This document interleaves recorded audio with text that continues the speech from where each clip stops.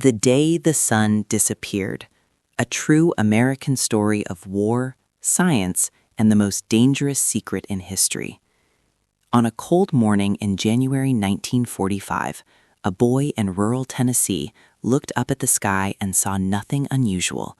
No explosions, no warning, no sign that history was about to split in two. But thousands of miles away, in a hidden desert city that did not officially exist, scientists were preparing to unleash a force so powerful it would make the sun itself seem small. The boy's name was Daniel Whitaker. He would grow up to spend his life trying to understand what happened that summer, the summer when the United States built a weapon that changed humanity forever. This is the true story of the secret race to build the atomic bomb, the town that vanished from maps, the spies who almost stole the future, and the day the world entered the nuclear age. In 1938, in a quiet laboratory in Berlin, two chemists working under Nazi rule made a discovery they did not fully understand. They bombarded uranium with neutrons, expecting small changes. Instead, the uranium atom split in half. The reaction released something extraordinary: energy, more than anyone had ever measured from a single atomic event. When news of the discovery reached Europe's refugee scientists, many of whom had fled Adolf Hitler, panic spread quickly. If Germany could split the atom, Germany could build a bomb, and if Hitler got that bomb first, the world would burn. In the summer of 1939, a Hungarian physicist named Leo Szilard convinced one of the most famous scientists alive to sign a letter to the President of the United States. That scientist was Albert Einstein. The letter warned President Franklin D. Roosevelt that Nazi Germany might be developing extremely powerful bombs of a new type. Roosevelt read the letter in October 1939. The United States was not yet in the war, but Roosevelt understood something crucial. If the Nazis were racing toward a superweapon, America could not afford to walk. He authorized research. At first, the project was small. Funding was limited. Scientists debated theory. Then came December 7, 1941. Japan attacked Pearl Harbor. The United States entered World War II. Everything changed. By 1942, the atomic project had transformed from quiet research into one of the most massive, secretive undertakings in human history. It would eventually employ over 130,000 people. It would cost nearly $2 billion, about $30 billion in today's money, and almost none of those workers knew what they were building. The operation was called the Manhattan Project. Despite its name, much of the work would happen far from Manhattan. The U.S. Army appointed a strict, ambitious engineer to lead the military side of the project, Leslie Groves. Groves had just overseen construction of the Pentagon. He was known for speed, secrecy, and absolute authority. For scientific leadership, he chose a brilliant, complicated theoretical physicist, J. Robert Oppenheimer. Oppenheimer had never managed a project of this scale. He had communist friends, he had enemies. But he had vision, and Groves believed he was the only man who could bring together the greatest scientific minds in America and make them work as one.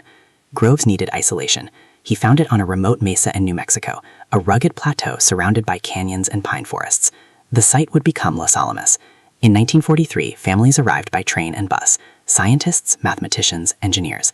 They were told only that their work was essential to winning the war. They signed secrecy agreements.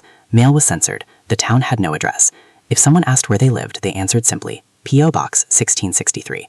Children played under the desert sun while their parents calculated how to unleash the power of the atom. Meanwhile, in Tennessee, at a site near the small town of Clinton, an entire secret city rose almost overnight. The location would become Oak Ridge. Its mission: enrich uranium. Natural uranium is mostly U-238, useless for a bomb. Only a tiny fraction is U-235, the rare isotope capable of sustaining a chain reaction. Separating them was one of the hardest industrial challenges ever attempted. Factories the size of small towns were built, giant electromagnetic separators, gaseous diffusion plants stretching half a mile long. Workers turned dials and monitor gauges without knowing what the machines did. Some believed they were producing synthetic rubber. Others guessed it had something to do with electricity. Few imagined they were helping create the most destructive weapon in history. Out west, another secret site rose in Washington state, Hanford Site. Its purpose was even more radical. Scientists there would create a new element: plutonium. Unlike uranium, plutonium did not exist in usable quantities in nature. It had to be manufactured inside nuclear reactors. Hanford's reactors were the first large-scale nuclear reactors ever built. They sat beside the Columbia River, which provided cooling water. When the reactors went live in 1944, engineers held their breath. If calculations were wrong, the reactor could melt down. If safety systems failed, radiation could spread. Instead, something unexpected happened. The reactor shut itself down. Physicists scrambled to understand why. After frantic analysis, they discovered a new phenomenon. A fission byproduct called xenon-135 was absorbing neutrons and poisoning the reaction. They redesigned the system, adding extra fuel capacity. The reactor restarted. Plutonium began to accumulate. The bomb was no longer theoretical. It was becoming real. Back at Los Alamos, Oppenheimer faced a different crisis. The original bomb design, called the gun type, was simple in theory. Shoot one piece of uranium into another, triggering a chain reaction. But plutonium would not work that way. Its spontaneous fission rate was too high. A gun-type design would fizzle, producing a weak explosion instead of a devastating blast. The team needed something new, something never attempted before. They called it implosion. Instead of shooting material together, they would compress a plutonium core inward using precisely shaped explosive charges. The timing had to be perfect, down to microseconds. If one charge detonated even slightly early or late, the bomb would fail. Some scientists doubted it could work at all, but there was no time. Germany was still fighting. Japan showed no sign of surrender. The war in the Pacific was brutal, casualties mounted daily. Military planners estimated that invading Japan's home islands could cost hundreds of thousands of American lives, possibly millions of Japanese lives. President Roosevelt did not live to see the bomb completed. He died in April 1945. Vice President Harry S. Truman suddenly found himself in charge and only then learned of the Manhattan Project. Truman was stunned. He was now responsible for the most powerful weapon ever conceived. By July 1945, the war in Europe was over. Nazi Germany had surrendered, but the bomb was ready for testing. Scientists chose a desert site in New Mexico known as the Jornada del Muerto, Journey of the Dead Man. On July 16, 1945, at 5:29 a.m., the first nuclear device in history was detonated. The test was codenamed Trinity. For a split second, night turned into a light brighter than dawn. A fireball rose into the sky. Sand beneath the tower fused into green glass.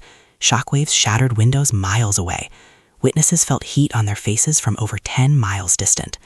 Oppenheimer later recalled a line from the Bhagavad Gita, "Now I am become death, the destroyer of worlds." The atomic age had begun, but the most astonishing chapter was still ahead. In Washington, Truman met with his advisors. Japan had not surrendered. An invasion loomed. The bomb worked. The question was no longer, can we build it? The question was, should we use it? On August 6, 1945, a B-29 bomber named the Enola Gay took off from Tinian Island in the Pacific. Its destination, Hiroshima. At 8:15 a.m., the uranium bomb detonated 1,900 feet above the city. The blast destroyed most of Hiroshima instantly. Tens of thousands died within seconds. 3 days later, on August 9th, a second bomb, this one plutonium, using the implosion design perfected at Los Alamos, exploded over Nagasaki. Japan surrendered on August 15th. World War II ended. Back in Tennessee, young Daniel Whittaker heard church bells ringing in celebration. The war was over, but no one around him understood what had truly happened. In Oak Ridge, workers finally learned what they had been building. Some felt pride, some felt horror. Many felt both. The secret city that did not exist suddenly appeared in newspapers. The world knew about the atomic bomb. But the deeper secrets, the moral struggles, the spies, the radiation illnesses, the arms race that would follow, were only beginning. Because the most astonishing truth was this. Even as America celebrated victory, Soviet spies had already infiltrated the Manhattan Project. The nuclear monopoly would not last, and the Cold War would soon push humanity closer to annihilation than anyone in 1945 could imagine. Daniel Whittaker would grow up to study physics, trying to reconcile the triumph of science with the terror it unleashed. He would visit Los Alamos decades later, standing on the same mesa where Oppenheimer once walked under starlit skies. He would meet survivors from Hiroshima. He would interview aging engineers from Oak Ridge, and he would discover something that stunned him. The men and women who built a bomb were not villains. They were human beings trapped inside history, racing against a nightmare they feared might arrive first. Some believed they had saved millions of lives. Others carried guilt to their graves. And the world they created remains with us still. More than 13,000 nuclear weapons exist today across the globe, enough to end civilization many times over. The sun still rises each morning. But since July 16, 1945, humanity has known something new. We now possess the power to make it disappear. The Day the Sun Disappeared. Part 2. Spies, Secrets, and the Birth of the Cold War. When the mushroom clouds faded over Japan, most Americans believed the nightmare was over. They were wrong. The war had ended, but something far more dangerous had begun. In the silent offices of Washington, inside the Kremlin's thick stone walls, and deep within laboratories in the American desert, a new battle was already forming. This time, the enemy would not wear a uniform, and the weapon would not need to be fired to change the world. The secret that didn't stay secret. In August 1945, the United States possessed the only atomic bombs on Earth. President Harry S. Truman believed this monopoly might give America leverage in shaping the post-war world. The devastation at Hiroshima and Nagasaki had demonstrated a terrifying new reality. Any nation that mastered nuclear physics could hold the fate of humanity in its hands. But while American officials congratulated themselves on their secrecy, something astonishing had already happened. The Soviets knew far more than they should have. In Moscow, Soviet leader Joseph Stalin showed no surprise when Truman casually mentioned a new weapon of unusual destructive force during the Potsdam Conference in July 1945. Truman interpreted Stalin's calm reaction as ignorance. In reality, Stalin had been receiving detailed reports about the Manhattan Project for years. Because inside the top-secret American program, there were spies. The young physicist with two loyalties. One of the most consequential spies in modern history was a quiet, brilliant British scientist named Klaus Fuchs. Fuchs had fled Nazi Germany as a young man. He despised fascism. He believed deeply in science and equally deeply in communism. When he joined the British delegation working within the Manhattan Project, he gained access to some of the most sensitive calculations about bomb design, including the implosion method perfected at Los Alamos. Fuchs made a decision that would reshape global history. He passed atomic secrets to the Soviet Union. To him, this was not betrayal, it was balance. He believed no single nation should control such power. If the United States held a nuclear monopoly, he feared it could dominate the world. So he copied calculations. He described explosive lens configurations. He shared theoretical data that saved Soviet scientists years of work. And he did it quietly, without fanfare, without hesitation. A race against the future. In 1949, just 4 years after Hiroshima, the Soviet Union successfully detonated its first atomic bomb. The test shocked American intelligence. How would they advance so quickly? The answer lay partly in espionage and partly in the unstoppable nature of scientific progress. Once the fundamental principles of nuclear fission were understood, building a bomb became less a question of theory and more a matter of resources and engineering. Still, American leaders were stunned. The monopoly was gone. The world was now divided between two nuclear powers. The Cold War had entered its most dangerous phase. Fear at home. Back in the United States, fear spread rapidly. Newspapers warned of Soviet spies hiding in laboratories and universities. Congressional hearings began investigating suspected communist sympathizers. The most dramatic case involved Julius Rosenberg and Ethel Rosenberg. Accused of passing atomic secrets to the Soviet Union, the Rosenbergs were arrested in 1950. Their trial divided the nation.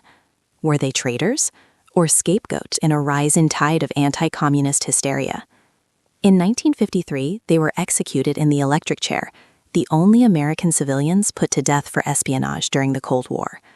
To some Americans, justice had been served. To others, the execution symbolized a country gripped by paranoia. Oppenheimer's fall. Meanwhile, the man who had helped build the bomb faced his own reckoning.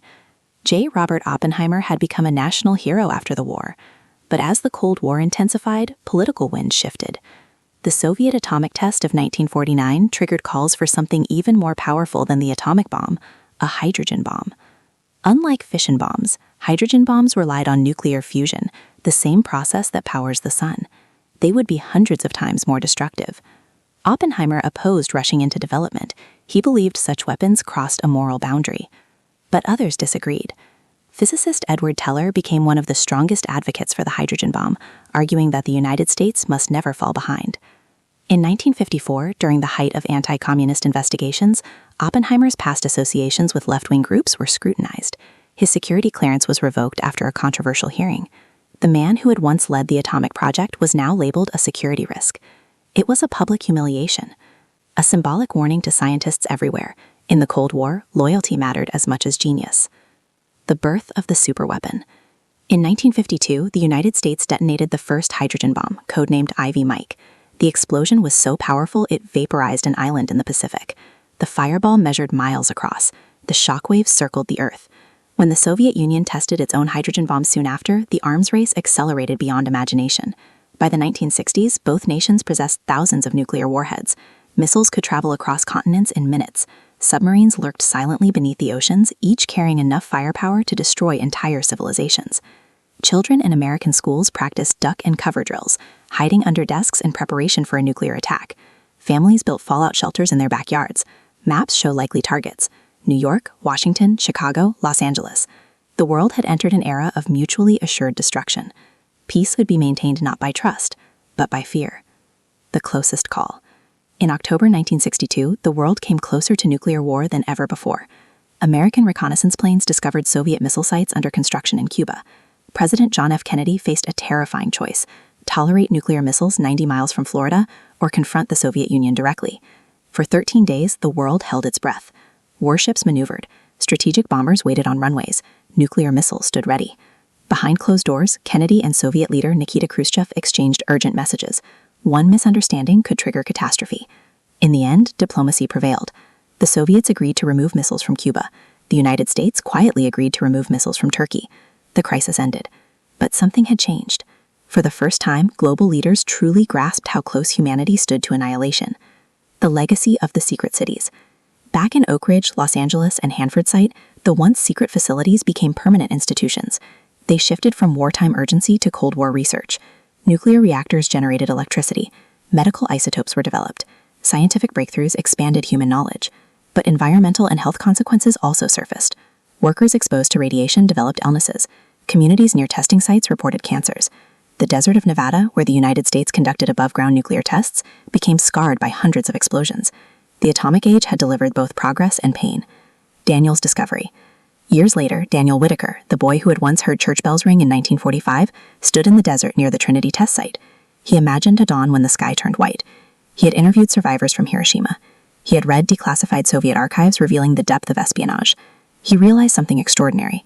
The atomic bomb was not merely a weapon. It was a mirror. It reflected humanity's greatest strengths: ingenuity, cooperation, brilliance, and its deepest flaws: fear, rivalry, mistrust. The story of the bomb was not just about science. It was about power, about the choices leaders make under pressure, about how fragile civilization truly is. And yet, even in the darkest moments of the Cold War, something remarkable happened. Despite thousands of weapons, despite political hostility, despite near misses and false alarms, nuclear war never came.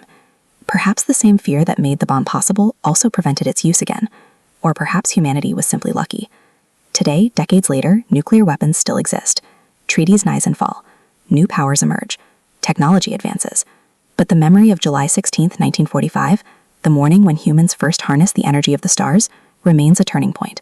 The sun did not disappear, but we learned that we could extinguish it. And once a species learns that truth, there is no forgetting it. The Day the Sun Disappeared. Part 3. The Hidden Accidents, Near Misses, and the Day the World Almost Ended. History remembers the explosions everyone saw. It rarely remembers the ones that almost happened. After the Cuban Missile Crisis faded into uneasy calm, the public believed the worst was behind them. Leaders had stared into the abyss and stepped back. But what most Americans never knew, what remained buried in classified files for decades, was this. The world did not almost end once. It almost ended again.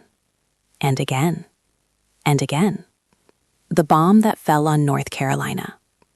On a cold night in January 1961, a B-52 bomber broke apart in mid-air over rural North Carolina. Inside the aircraft were 2 hydrogen bombs, each more powerful than the weapon that destroyed Hiroshima. As the plane disintegrated, the bombs fell toward the earth. One deployed its parachute exactly as designed. Its arming sequence began. 5 of 6 safety mechanisms activated. Only a single low-voltage switch prevented detonation. One switch. The other bomb plunged into a muddy field near the small town of Goldsboro, burying itself deep underground. For decades, the public knew almost nothing about the incident. If that final switch had failed, much of the East Coast, possibly including Washington, D.C., might have been devastated. The accident became known quietly inside military circles as the Goldsboro incident. To farmers in the region, it was just another winter night. They never knew how close they had come. The man who said no. In September 1983, Cold War tensions were running high. Just weeks earlier, the Soviet military had shot down a Korean passenger jet that strayed into its airspace, killing 269 people. The world was furious. In a bunker near Moscow, a Soviet officer named Stanislav Petrov was on duty at an early warning station. Shortly after midnight, alarms blared. The system reported that the United States had launched a nuclear missile.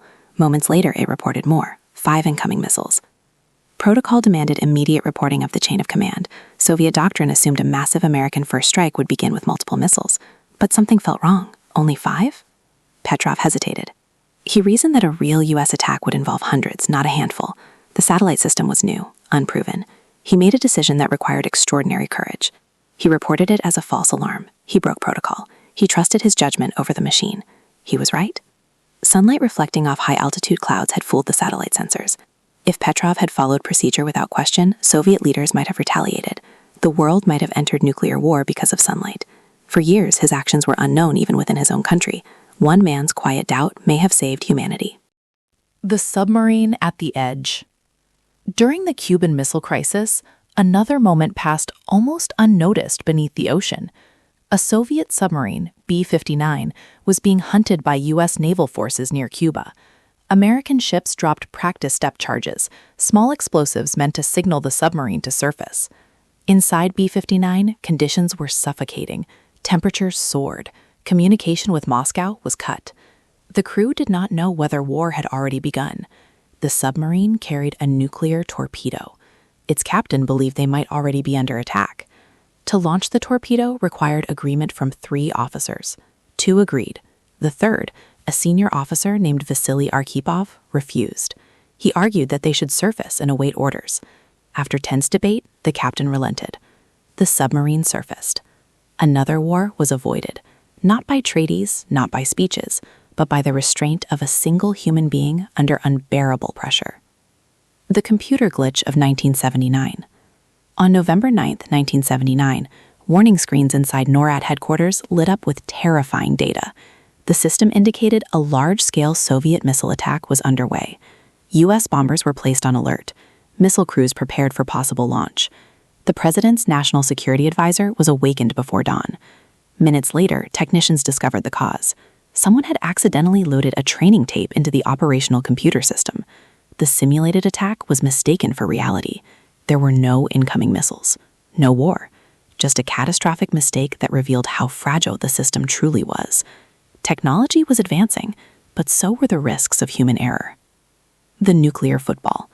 Since the 1960s, every U.S. president has been accompanied by a military aide carrying a briefcase known as the nuclear football. Inside are communication tools and authentication codes required to launch nuclear weapons. The authority rests with the president alone. In moments of crisis, decisions must be made in minutes.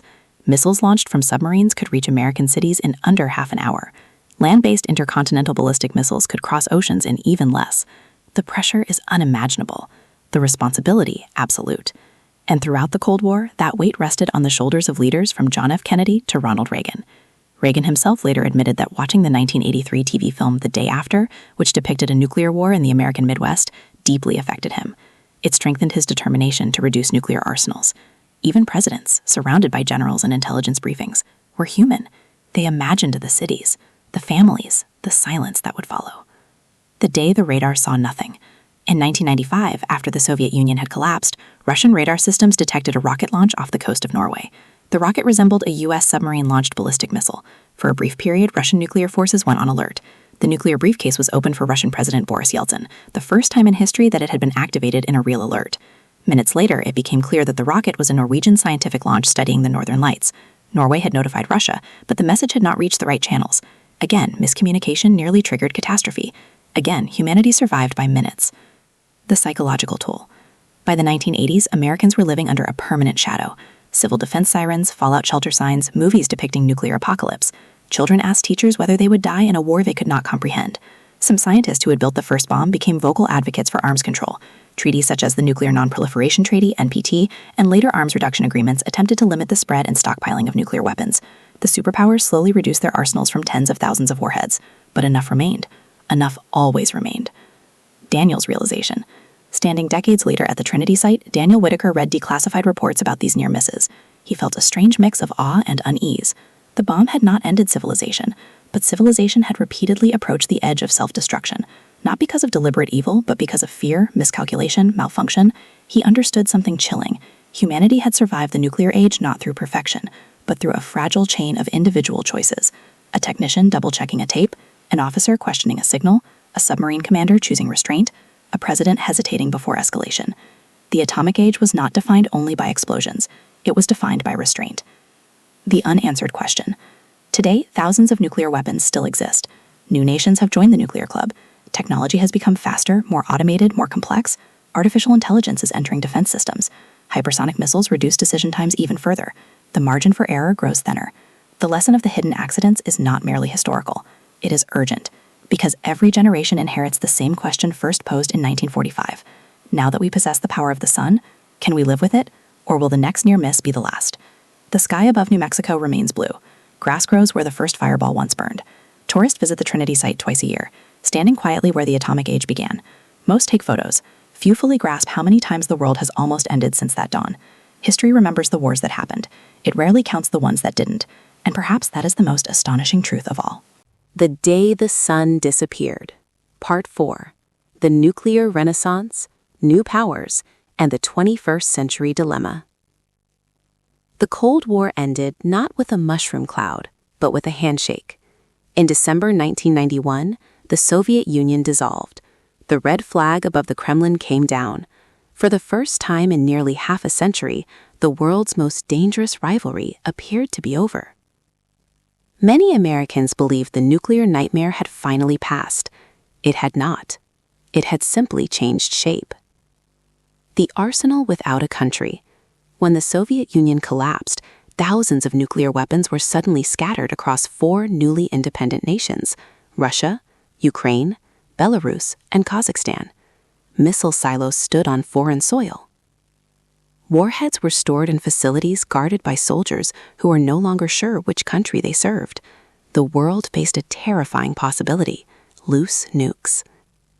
American officials feared that economic chaos could lead to theft, black market sales, or rogue launches. In response, U.S. Senator Sam Nunn and Senator Richard Lugar spearheaded an unprecedented cooperation program with Russia to secure and dismantle former Soviet weapons. Through what became known as the Cooperative Threat Reduction Program, warheads were deactivated, materials secured, and launch systems destroyed. Ukraine, which briefly possessed the world's 3rd largest nuclear arsenal, agreed to give up its weapons in exchange for security assurances. For a moment, it seemed as though history might bend toward disarmament, but nuclear weapons were not disappearing. They were spreading. The new nuclear nations. During the Cold War, 5 countries officially developed nuclear weapons: the United States, the Soviet Union, the United Kingdom, France, and China. Afterward, others emerged. In South Asia, long-standing tensions between India and Pakistan escalated into a nuclear rivalry.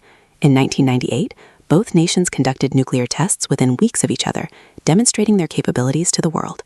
In East Asia, North Korea pursued its own nuclear program, conducting its first test in 2006. Each subsequent test grew more powerful. Missiles were launched over Japan. Underground detonations shook mountains. American presidents from Bill Clinton to Donald Trump grappled with how to contain the threat without triggering war. Meanwhile, Iran's nuclear ambitions became a subject of intense global negotiation, leading to diplomatic agreements and later withdrawals. The nuclear club had expanded, and each new member complicated the balance. The technology revolution. The bombs of 1945 required aircraft and gravity. By the 21st century, nuclear delivery systems had evolved dramatically. Intercontinental ballistic missiles could travel thousands of miles in under 30 minutes. Submarine-launched ballistic missiles remain hidden beneath the ocean's surface. Strategic bombers became stealthier, but perhaps the most concerning development was speed. Hypersonic missiles, capable of maneuvering at extraordinary velocities, reduced reaction times even further. Early warning systems became more automated. Artificial intelligence began assisting in threat detection. With faster systems came a paradox. The more advanced the technology, the less time leaders have to decide. A mistaken signal in 1962 might allow hours of debate. A false alarm in 2030 might allow minutes or seconds. The forgotten survivors. As the world focused on geopolitics, survivors of nuclear events continue to live with the consequences. In Hiroshima and Nagasaki, hibakusha, atomic bomb survivors, aged into their 80s and 90s, sharing stories of blinding light, black rain, and cities turned to ash. In the United States, downwinders near nuclear test sites reported increased cancers and birth defects. At the Nevada test site, more than 900 nuclear tests were conducted between 1951 and 1992. Entire desert landscapes were permanently altered. Communities near Hanford site faced decades-long environmental cleanup efforts. The atomic age was not just about strategy, it was about people. 9/11 and the nuclear fear reborn. On September 11, 2001, terrorist attacks on American soil reshaped global security thinking overnight. The concern was no longer just nuclear war between superpowers, it was nuclear terrorism. What if a non-state actor acquired fissile material? What if a dirty bomb, combining conventional explosives with radioactive material, were detonated in a major city? The fear of stolen or unsecured nuclear material resurfaced with urgency. Global summits focused on securing fissile materials. Intelligence agencies tracked smuggling networks.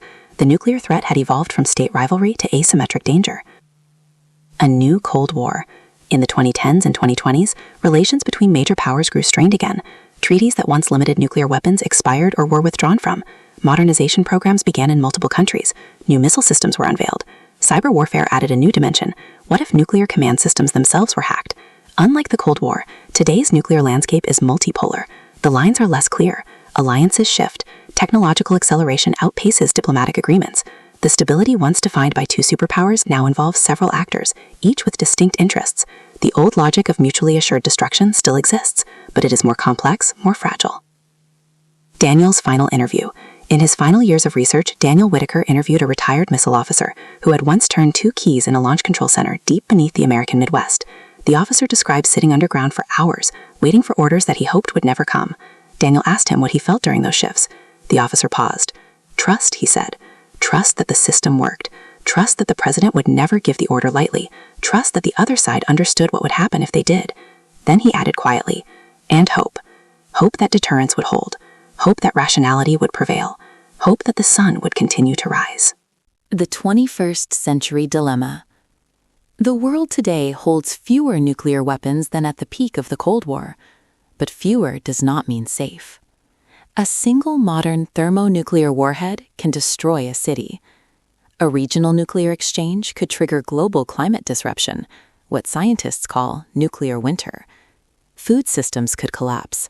Billions could suffer. The danger is no longer just about massive superpower war.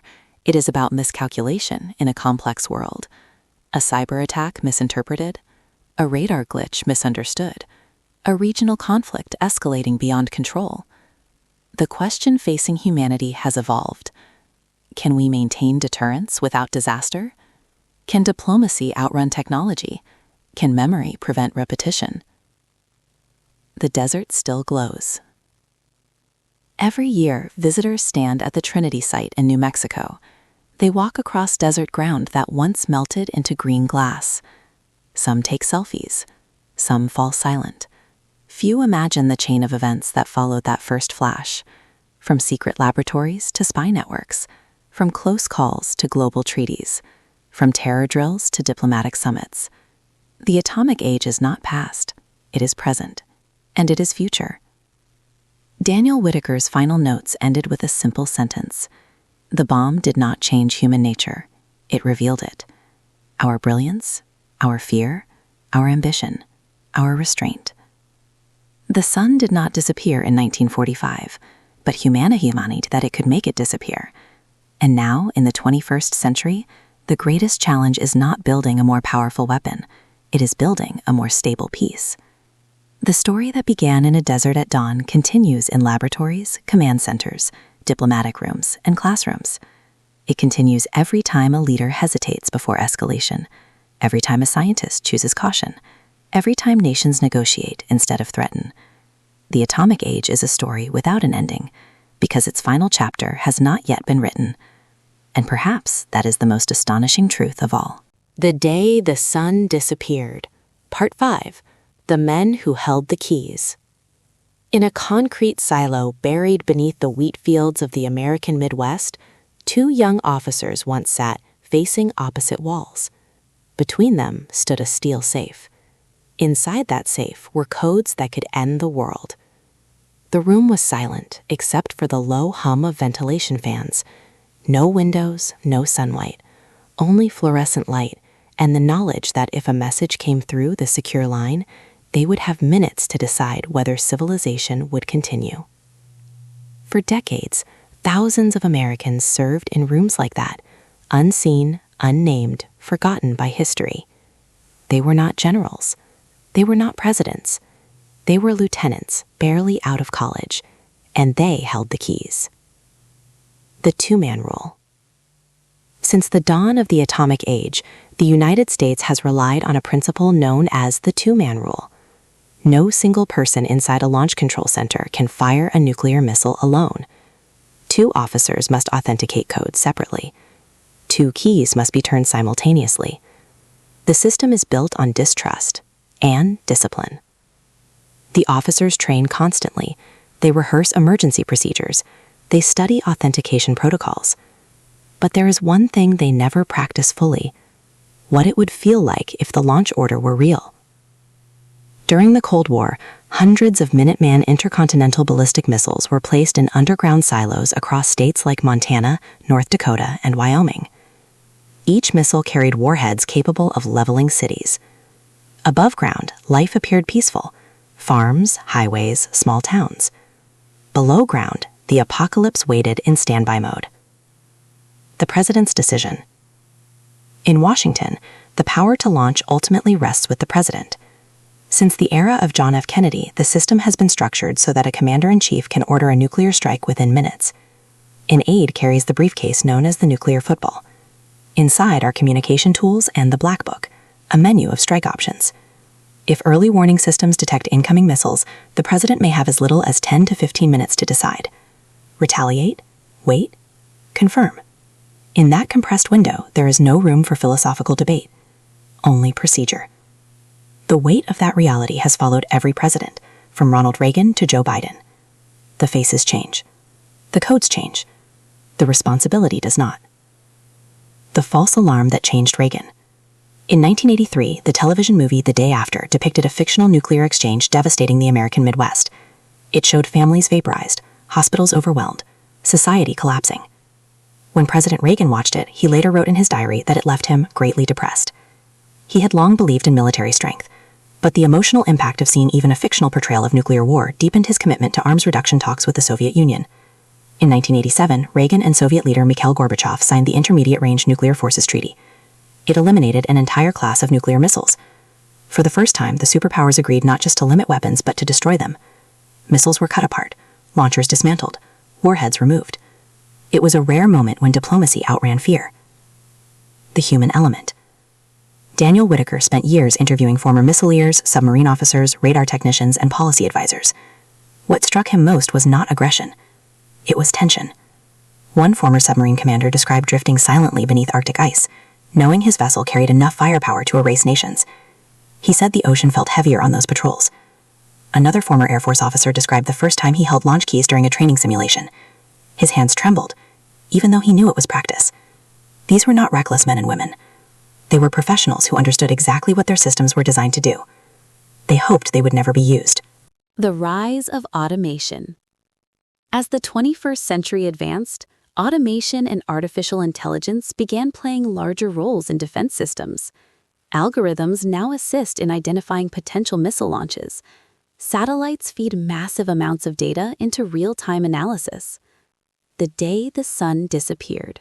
Final epilogue, the morning after the future. Daniel Whitaker died quietly in the early spring. No headlines, no national ceremony. Just a small obituary in a Tennessee newspaper, the same state where he had once stood as a boy in 1945, hearing church bells ring at the end of World War II. In his study, his family found boxes of notes, interview transcripts with former missile officers, letters from scientists at Los Alamos, photographs from Oak Ridge, a small piece of green glass, trinitite, formed when the desert sand melted during the Trinity test. Inside one notebook, on the final page, Daniel had written, "The atomic bomb did not end the world. It forced the world to grow up."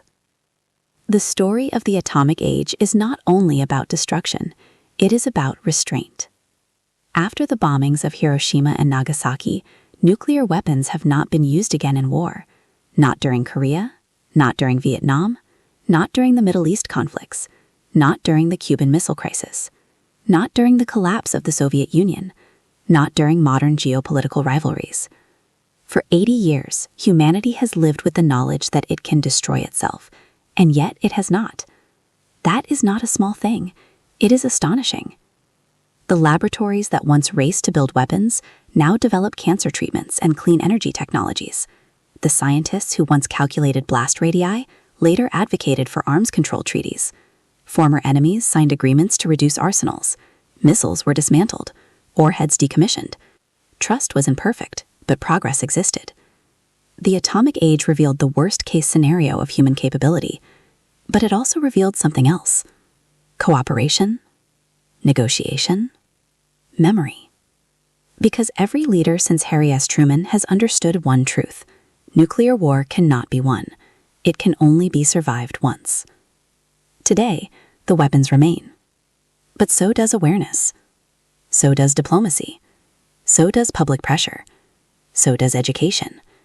Young students visit museums and learn about Trinity, Hiroshima, Nagasaki, and the Cold War. They do not duck under desks anymore, but they inherit the responsibility. The bomb changed geopolitically. It changed warfare. It changed diplomacy. But its greatest impact may be psychological. For the first time in history, humanity understands that extinction is not theoretical. It is engineered. And knowing that has shaped global behavior more than any single treaty. When Daniel's granddaughter scattered some of his ashes near a quiet Tennessee field, the sky above was clear, blue, unremarkable, peaceful. The same sky that hung above Hiroshima in 1945, the same sky above Moscow, Washington, Beijing, New Delhi, Islamabad, Pyongyang. The same sun that scientists once learned to imitate. It still rises. Not because we lack the power to darken it, but because, again and again, human beings chose not to. The day the sun disappeared was not the day of Trinity. It was not Hiroshima. It was not the Cuban Missile Crisis. The sun would truly disappear the day we forget what those moments taught us. Until then, the story remains unfinished, but not doomed. Because the most astonishing fact in this entire history is this: for 80 years, with thousands of nuclear weapons pointed at one another, humanity has chosen survival. And that choice, repeated daily, is the quiet miracle of the atomic age.